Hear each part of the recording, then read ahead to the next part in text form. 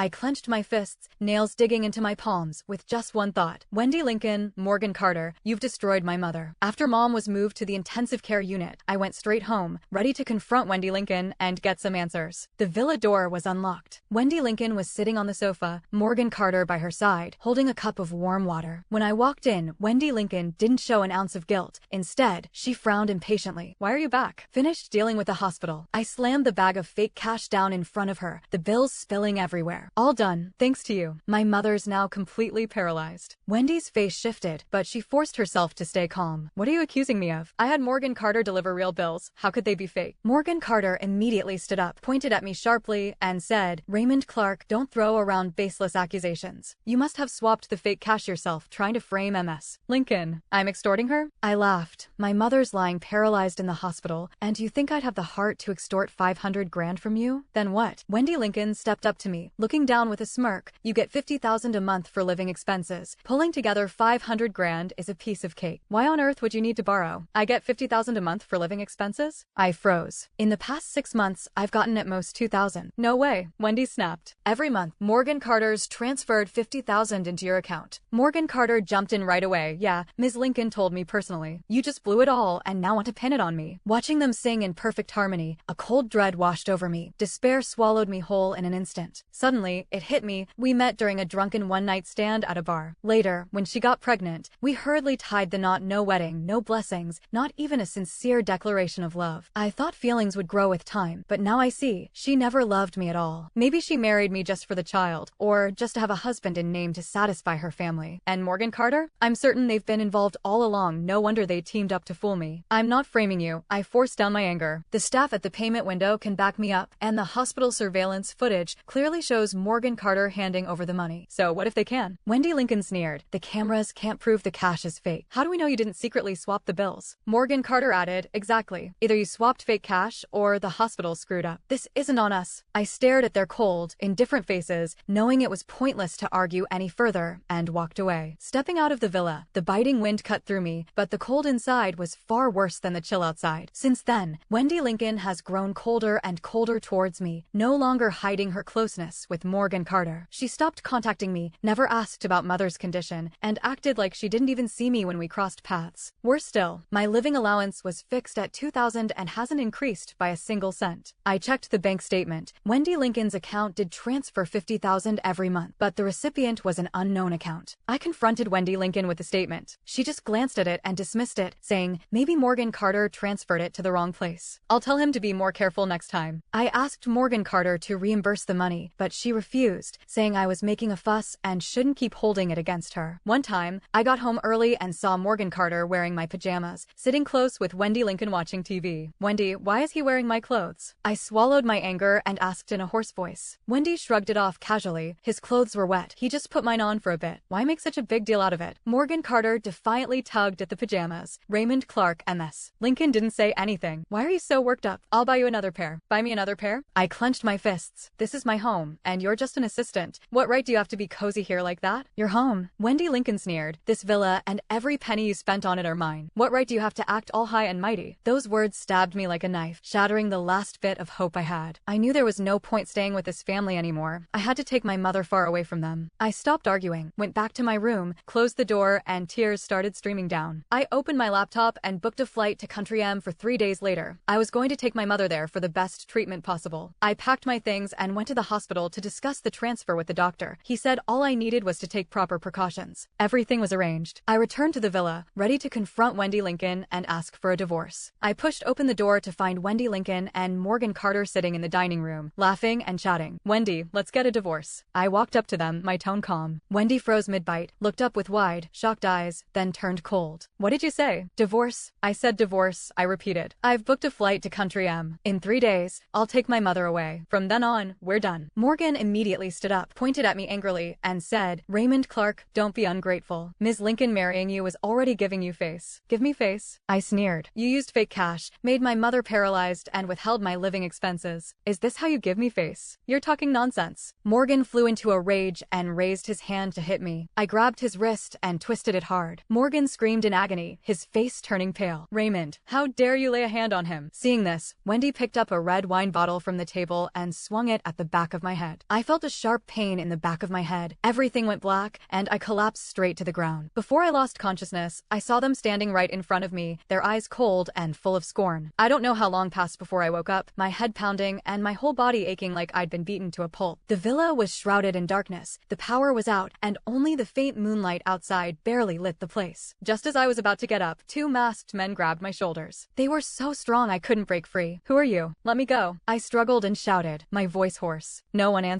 One of the masked men slammed a fist into my face, and blood ran from the corner of my mouth.